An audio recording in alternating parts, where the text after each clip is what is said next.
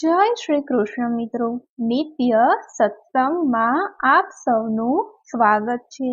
આજે આપણે સાંભળીશું શ્રી લક્ષ્મી કવચનો પાઠ ગુજરાતી અર્થ સાથે। જો આ વિડીયો તમને પસંદ પડે તો લાઈક અને શેર કરી ચેનલને સબસ્ક્રાઇબ જરૂરથી કરજો। માતા લક્ષ્મીને ધન, સંપત્તિ અને વૈભવનું પ્રતીક માનવામાં આવે છે। લક્ષ્મી કવચનો પાઠ કરવાથી વ્યક્તિને સુખ, સંપત્તિ અને સમૃદ્ધિ મળવા લાગે છે। જો કોઈ વ્યક્તિ લાંબા સમયથી ગરીબી અને દુઃખોનો સામનો કરી રહ્યો હોય, તેનો પરિવાર ભારે દેવામાં ડૂબેલો હોય, દેવા ચૂકવવા માટેના પૈસા ના હોય, ક્યાંયથી પણ આર્થિક મદદ મળવાની શક્યતા ના હોય, તો આવી સ્થિતિમાં તે વ્યક્તિએ લક્ષ્મી કવચનો પાઠ કરવો જોઈએ। આ કવચનો પાઠ કરવાથી દેવાની સમસ્યા ધીમે ધીમે દૂર થવા લાગે છે અને વ્યક્તિને બધી આર્થિક સમસ્યાઓમાંથી મુક્તિ મળે છે। જો કોઈ પણ વ્યક્તિને નોકરી ન મળવાની, સતત ઇન્ટરવ્યૂ આપવા છતાં સારી નોકરી ન મળવાની ચિંતામાં હોય, રોજબરોજ નિરાશનો સામનો કરવી પડી રહ્યો હોય, આવી સ્થિતિમાં આ સમસ્યામાંથી છુટકારો મેળવવા માટે વ્યક્તિએ લક્ષ્મી કવચના પાઠ અવશ્ય કરવો જોઈએ। અને જો પરિવારનું વાતાવરણ અશુદ્ધ રહેતું હોય, ઘરમાં કંકાસ, ઝઘડા થતા હોય, તો આવા સમયે પણ લક્ષ્મી કવચનો પાઠ અવશ્ય કરવો જોઈએ, જેથી કરીને માં લક્ષ્મીનો ઘરમાં વાસ થાય છે અને આસપાસનું વાતાવરણ શુદ્ધ થવા લાગે છે અને ધનની કમી દૂર થવા લાગે છે। તો હવે આપણે શ્રી લક્ષ્મી કવચનો પાઠ સાંભળીએ। મધુસૂદને કહ્યું, ઇન્દ્ર, તમારે લક્ષ્મી કવચનો સ્વીકાર કરવો જોઈએ। તે સર્વ દુઃખોનો નાશ કરનાર, પરમેશ્વરીનો સર્જક અને સર્વે શત્રુઓનો નાશ કરનાર છે। પ્રાચીન કાળમાં જ્યારે આખું વિશ્વ ડૂબી ગયું હતું, ત્યારે મેં બ્રહ્માને આપ્યું હતું।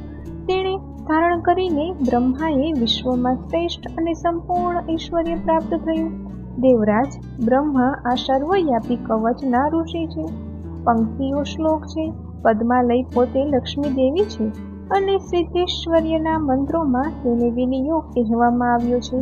આ કવચ ધારણ કરવાથી લોકો સર્વત્ર વિજયી બને છે। લક્ષ્મી કવચનો પાઠ। મસ્તકમ પાતુ મે પદ્મા, કંઠમ પાતુ હરિપ્રિયા, નાસિકામ પાતુ મે લક્ષ્મી, કમલા પાતુ લોચનમ, કેશાન કેશવ કાંતા ચ, કપાલ કમલાલયા, જગત પ્રસૃગંડ યોગ્યમ, સ્કંધમ સંપત પ્રદા સદા, ઓમ શ્રીમ કમલવાસિની સ્વાહા, પુષ્ટમ સદાવતુ, ઓમ શ્રીમ પદ્માલયે સ્વાહા, વક્ષઃ સદાવતુ, પાતુમ શ્રી મર્મ કંકાલ બ્રહુ યોગ્યમ ચ તે નમઃ, ઓમ રીમ શ્રીમ લક્ષ્મી નમઃ, પાદો પાતુ મે સંતતમ ચીરમ, ઓમ રીમ શ્રીમ નમઃ પદ્માયે સ્વાહા, પાતુ નિતંબકમ, ઓમ શ્રીમ મહાલક્ષ્મીયે સ્વાહા, સર્વાગ પાતુ મે સદા, ઓમ હ્રીમ શ્રીમ ક્લીમ મહાલક્ષ્મીયે સ્વાહા, મા પાતુમ સર્વતઃ। ફલશ્રુતિઃ ઇતિ તે કથિતં વત્સ સર્વ સંપત્કરં પરમ, સર્વૈશ્વર્યપ્રદં નામં કવચં પરદ્વતમ, ગુરુમાભ્યચર્યં સ્વીકૃત વાચં શર્યેતુ યઃ, કંઠે વા દક્ષિણે સુવિતાશ, સર્વવિજયી ભવેતઃ।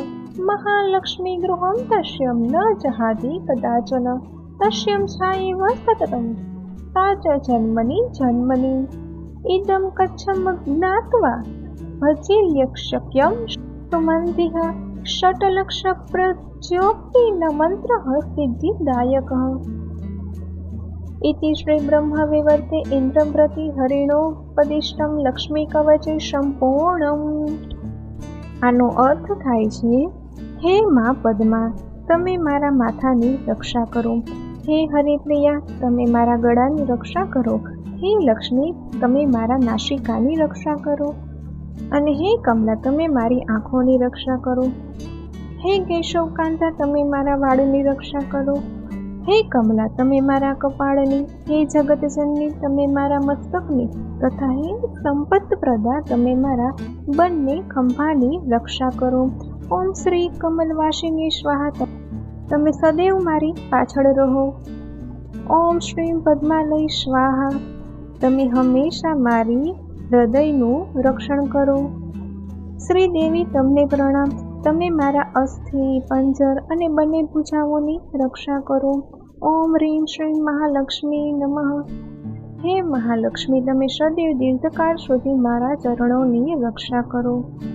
ઓમ રીમ શ્રીમ નમો પદ્માય સ્વાહા. તમે મારા પુષ્ઠભાગોની રક્ષા કરો. ઓમ શ્રીમ મહાલક્ષ્મીએ સ્વાહા. તમે હંમેશા મારા સંપૂર્ણ શરીરની રક્ષા કરો. ઓમ રીમ શ્રીમ ક્લીમ મહાલક્ષ્મીએ સ્વાહા. તમે ચારેય તરફથી મારી રક્ષા કરો. ફળસ્તુતિ. હે વત્સ, મેં સર્વેશ્વરપ્રદ નામના આ સર્વોચ્ચ કવચનું વર્ણન મેં તારી સામે કર્યું છે. આ એક અદ્ભુત કવચ છે. જે કોઈ પણ વ્યક્તિ ઔપચારિક રીતે ગુરુ પાસેથી દીક્ષા લે છે અને આ કવચ તેના ગળામાં અથવા તેના જમણા હાથ પર પહેરે છે, તે દીક્ષા લેનાર પ્રથમ વ્યક્તિ છે. તે મહાલક્ષ્મી ક્યારેય પણ તેનું ઘર છોડતી નથી, પરંતુ દરેક જન્મમાં પડછાયાની જેમ હંમેશા તેની સાથે રહે છે. આ કવચ વિશે જાણ્યા વિના દેવી લક્ષ્મીની પૂજા કરનાર મંદબુદ્ધિ વ્યક્તિને 1 કરોડ વખત મંત્રનો જાપ કરવા છતાં પણ તે સિદ્ધ થતા નથી. જે કોઈ પણ વ્યક્તિ આમ કવચનો પાઠ કરે છે તેને ભાગ્યની દેવી હંમેશા તેના પર આશીર્વાદ રાખે છે. તો મિત્રો, આ હતું શ્રી મહાલક્ષ્મી કવચ. જો આ માહિતી તમને પસંદ પડી હોય તો વિડીયોને લાઇક અને શેર કરી ચેનલને સબસ્ક્રાઈબ જરૂરથી કરજો. જય શ્રી કૃષ્ણ.